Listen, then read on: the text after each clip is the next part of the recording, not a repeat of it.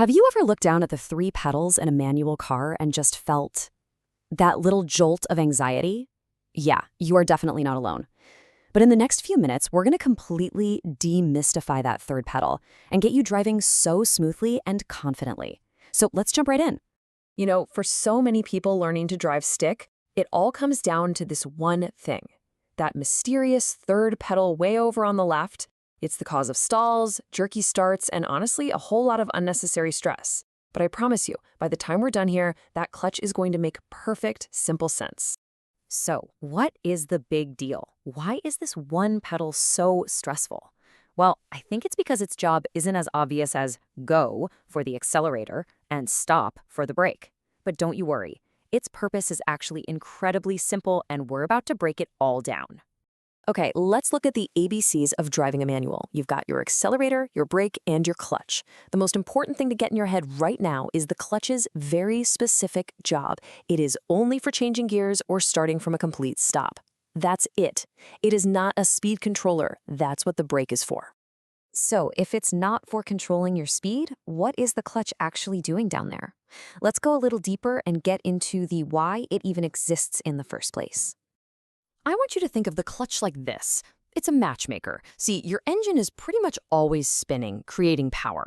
And your wheels, well, they need that power, but at all kinds of different speeds. The clutch's job is to smoothly introduce the engine's power to the wheels. So when you press that pedal all the way down, you're separating them. And as you let it up, you're making that connection. It really is that simple. And this slide, this sums it all up beautifully. A perfect drive really just comes down to these three things: being in the right gear, using the clutch smoothly, and keeping a calm mind. If you can get these three things working together, you've totally mastered manual driving. Okay, now that we know how to make the clutch happy, we've got to talk about what makes it, well, pretty unhappy. Just think of these as the absolute don'ts of driving a stick shift. Avoiding these few things will protect your car and help you build amazing habits right from the start. All right, these are the 6 biggest mistakes you can make, the real clutch killers. Every single one of them creates a ton of unnecessary wear and tear. For example, riding the clutch, keeping it halfway down in traffic, or trying to hold the car on a hill with it, that is a surefire way to burn it out fast. And when you're at a long red light, just pop it in neutral. Give your foot and the clutch a well-deserved break. So what is the right way to handle that awful stop-and-go traffic? It's what I call the stop fully, then move fully method. You use first gear to just move forward a little bit. Then you press the brake to come to a complete stop. And if you think you'll be stopped for more than a few seconds, shift to neutral. Relax your foot. Just remember, your brake is for controlling your speed in slow traffic, not the clutch. All right, let's take it to the next level. This is where things get really cool.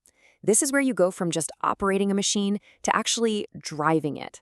See, your car is constantly giving you feedback. The real trick is learning how to listen.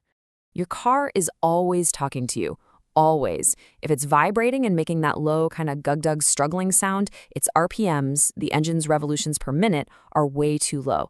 It's begging for a lower gear. On the flip side, if the engine is screaming its head off, the RPMs are too high, and it's time to shift up to a higher gear. It's really that simple a conversation. This is the key takeaway right here. You should burn this into your brain. It is the most fundamental rule for being in the right gear at the right time. Just let the car tell you what it needs. Say it with me. If the car vibrates, downshift. If the car shouts, upshift. So, what do you do the second you feel that stall warning vibration? You don't panic, you act. The instant you feel it, your left foot should push that clutch all the way to the floor. That immediately disconnects the engine from the wheels, and boom, you just save the stall. From there, you just select a lower gear and move off smoothly. See? You fixed it without even stopping. But what if you do stall? It is not a crisis. It's just a simple reset. And trust me, literally everyone does it. Don't rush. Just follow these 5 super calm steps. Secure the car with your brake. Shift into neutral. Restart the engine. Pop it into first gear, and then move off smoothly. No drama, no problem. So we've covered the pedals, we've talked about listening to the car, but there is one final piece to this puzzle that ties every single one of these skills together. And you know what? It's the most important one of all. Oh, we have all been there. The light turns green and the person behind you is already on their horn. But you have to remember this. A honk doesn't change physics. The clutch still needs a moment to engage smoothly. Your number one priority is a smooth, safe start, not their impatience. So you take a breath, ignore the noise, and you do your thing. And this, right here, this is the entire philosophy of manual driving all in one place. It is the final master rule. The clutch has one job, changing gears. The brake has one job, controlling speed. And it's a calm mind that controls everything. Once you master these clear, simple distinctions, you have truly mastered the art. So you see, driving a manual isn't about fighting with a complicated machine. It's about having a conversation.